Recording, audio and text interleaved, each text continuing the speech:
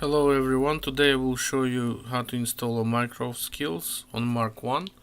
Here we got it right there. So basically what you need to do is go to GitHub, and well, you don't have to, but yeah, it's good to actually go there and have a look at other Mycroft Skills, and there's gonna be a list of skills you want, well actually available, and you can install them.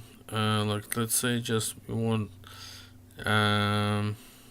let's say we want which skill do we want? Let's just see. Bitcoin price, daily meditation, we don't want that.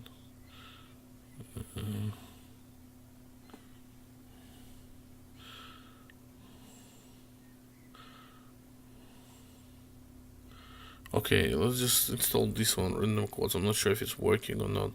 Adding changes. Anyway, we'll try installing random quote skill.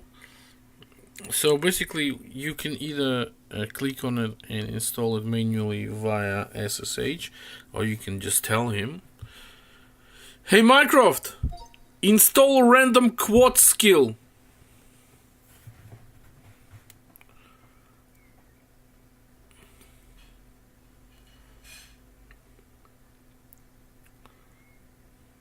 Hey Mycroft, install random quote skill.